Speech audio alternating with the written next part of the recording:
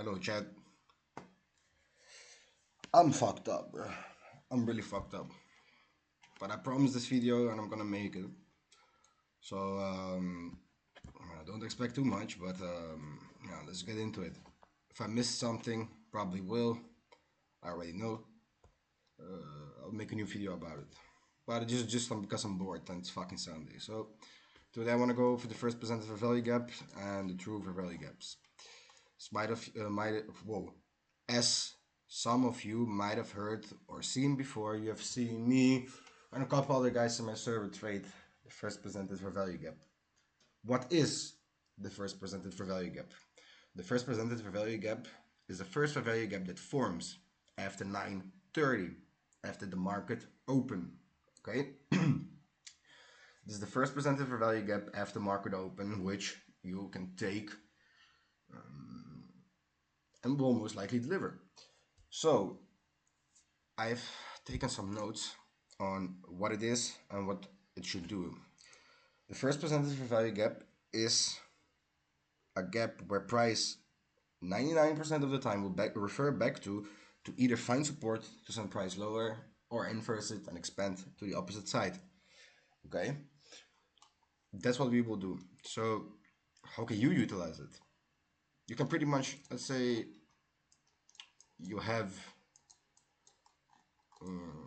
why is my thing lagging so much, man? That's not optimal at all. Holy fuck.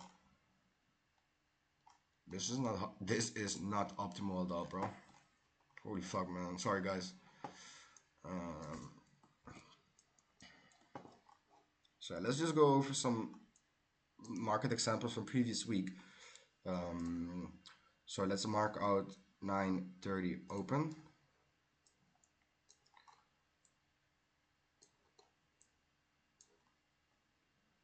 Okay, so this is 9:30 open. Let me. Can I make this thicker? Bro, why is it lagging so much, man? Fuck. Dude, if I have to make videos like this, guys, honestly, it's gonna be really tough. So, your first presented fair value gap.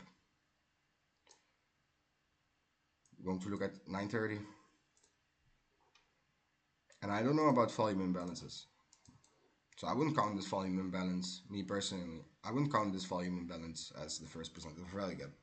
Just purely because, I don't know, I just don't want to see it be the first presented fair value gap, to be honest. Holy shit, guys, this is gonna be fucking horrible this way, bro. Holy shit. So, as you can see, this was a pretty rough day because it's the NFP. So I wouldn't really specifically take this first percentage for value gap as granted. But this, including this volume imbalance here, sorry, yeah, oh, it's marked out good. This right here would be your first percentage for value gap. We eventually inverse it and go lower, which is fine. But as you can see, price refers back into this, goes below the 50% threshold, which ideally you do not want to see happen if you are bullish. But let's say you had this marked out and you're confident about your trade. You could have taken this, which would have been your 7R, or maybe even put your stop loss here, which would have been still a 2R. So that's the first presented for value gap. Let's say how to determine if 9:30 can be the first presented for value gap is simply by going to regular trading hours. As you can see here, if we form the gap here, 1, 2, 3, taking this candle here, it would have made no sense. If price is close to previous day's settlement price, and let's say 9:30 did this, and 9:31 did this, you could qualify the 9:30 area as the first presented for value gap because it's referring to settlement price of previous day. But as you can see here, we almost open up 200 points higher than previous day settlement price. So it would make no sense, right? In this instance, I went just over it. In this instance, you could have taken that trade, but it wasn't ideally, it wasn't optimal because of fucking NFP. So the first presented for value gap is also first presented in the beginning of the PM session. So first PR can be in the PM session after, if I'm correct, 3:30 open. So in the EM session after 9:30. You can also use London in the London session after, let me calculate what it is in New York time, 3:30 or something like that, if I'm correct. Well, I don't know, man. I might be wrong here, but don't take this for granted. I don't know what if I'm correct about this one. I think I am, though. I think I am. But so the first PR begins. Begin looking for the first PR during the PM session after 13:30, so 1:30 PM. In the AM session, you watch after 9:30, and in the London session, you can watch, if I'm correct, 3:30 midnight. Okay, most of you won't do that because you're US, but you can still mark it out and see how we react. But I won't do that. So, how to disqualify the first presented for value gap? You have, and this is also for the true for value gaps, you have to look what price is doing. Okay, I'm gonna find an example for you. Let's say we have wick work like this. Let me just mark it out. We have wick work like this, right? And the first presented for value gap forms right here. Is that the first presented for value gap? I will let you think about it. No. Why? It's still within this range. As you can see, we're still in this range of where price is balanced. We are not breaking away from anything, right? What are we doing here? We are breaking away from all these highs. We are disrespecting bearish order flow. So the first presented fair value gap cannot be disqualified. Why? Because it's breaking away from something. It's going out of a range. A first PR formed in a range where price pretty much is efficient and where price is balanced would hold no power. Why? It's simply noise. It's just noise. Nothing else, nothing more. Okay? So, that's how you disqualify the first presented value gap. Let's go over it one more time. Look if the first presented fair value gap is breaking out of a range or is simply within balanced PA. Because any gap, it doesn't matter which one, any gap that is in balanced price action holds no power in my opinion. You want a gap that breaks away from something. Okay, I will come back to that later when I'm going over the true fair value gaps. But keep that in mind. I want you to note that down. A gap that does not break out of a range is simply just noise. Okay? So, I went over how to use the 930 as first PR. And now you can go over the first presented fair value gap of the week. I don't even know if I can go back in data. Fuck it. But pretty much what I mean to say with that is that the first presented fair value gap formed on Monday market open could be used to refer back to during the whole week, pretty much as an NVOG, right? So the first presented value gap on Monday, you could draw it out and draw it out to Friday, pretty much drag it out till Friday, and use that for the rest of the week to see if price wants to refer back to it. and eventually long or short from it. So how can you utilize first presented fair value gaps? Personally, me, and this is just a horrible fucking day, but personally, me, if you have drawn liquidity and you understand drawn liquidity correctly, you can just use the first PR to enter and just ride the wave to your fucking drawn liquidity, man. Alright, man. So 9:30.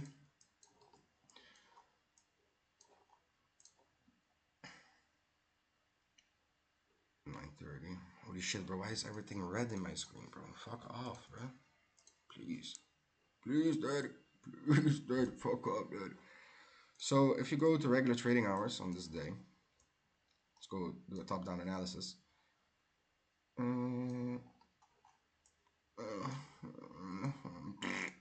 Oh.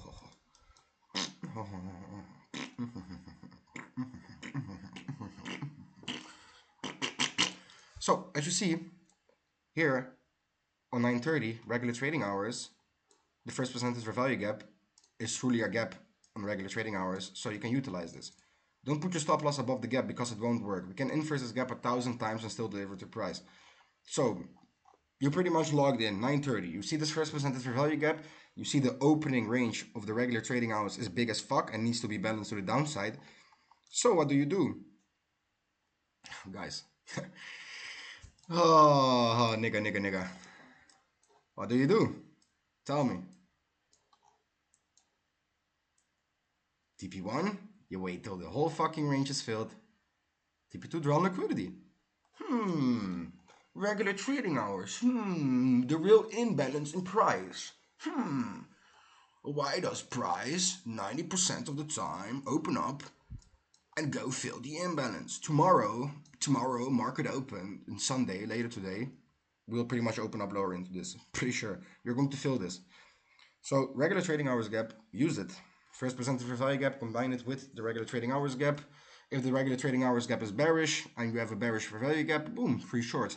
The regular trading hour gap is bullish and needs to be filled to the upside, and the first percentage for value gap is bearish, wait for the inverse. I think I'm gonna throw up. Holy fuck, man. What the fuck have I done? Yeah, man, let me drink some water, okay?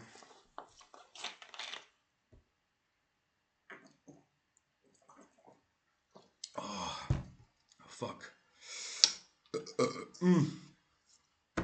What else? Fucking true for value gaps. So, as I went over in the beginning of this video, 30 minutes ago, I went over that you want to see a gap break away from a range, right? So let's say, wait, a girl responds. Oh, it's a fucking guy, bro. Bro, guys, fine shy is not responding, man. I'm telling you, I'm just joking. But wait, Sami nešto govorio možda ću u Sarajevo sutra ono sa usnu. Oh. Okay, so let's say we have multiple fair value gaps right here. Okay, let me mark this shit out. I'm sorry if it's gonna look terrible, but I'm trying to just learn. I'm trying to teach you guys this and just hop off again. Let's say, bro, we form hella fair value gaps. Can I find an example somewhere? No. Let's say we form hella fair value gaps here, right? Just as we keep going up. You don't know which one to look at. You want, ideally, what I'm doing is I disqualify all fair value gaps until we form a fair value gap after breaking a range or taking a high out.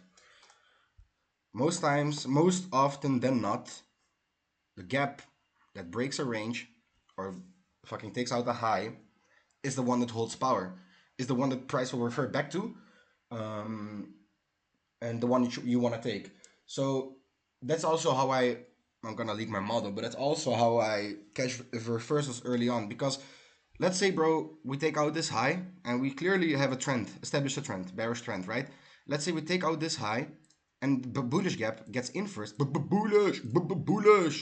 If it gets inversed, I'm not gonna wait for a 5-minute confirmation or for a fucking breaker block on the 1 minute to form.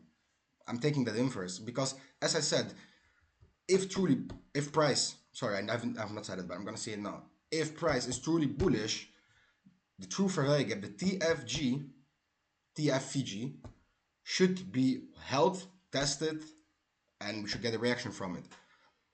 If price is truly bearish and we make a bullish gap, we take out the high and we inverse that gap, price is telling you that it doesn't want to go higher. Okay, but you have to keep in mind that keep looking for fair value gaps that break price, right? So as you can see here, this gap broke this high, and once we inverse it, we go refer back to it, take out this low, fill these imbalances. Okay, so what I'm trying to tell you here is look for the true fair value gap of the leg. Okay, don't just mark out every fair value gap, don't mark out a fucking random fair value gap. Look for the fair value gap that makes the most sense, and I hope this makes sense for you guys, right? Because for me it makes sense. I might understand if it doesn't make sense for some of you guys. But the fucking true fair value gap breaks a range, sweeps liquidity, or whatever. A true fair value gap, a fair value gap, a sell side inefficiency, buy side fucking hell, sell side imbalance, buy side inefficiency, a SIBI or a BISI. It cannot form within consolidation here because why? From here to here, as you can see, price is smooth, right? Price is really smooth. It's balanced price action. So a fair value gap like this, it doesn't make sense. But now that you have this one breaking this low right here, this fair value gap makes sense, right? As you can see, it delivers, right? So keep an eye out for true fair value gaps. If you have any questions, please ask me in the Discord. I'm too fucked up to make a good video, guys. So next week, I don't know when I'm gonna upload, but I don't know, man. Shit's fucked up, man. I'm telling you, this shit ain't no joke, man. I hope I please some of you niggas. See you guys in the next video, man.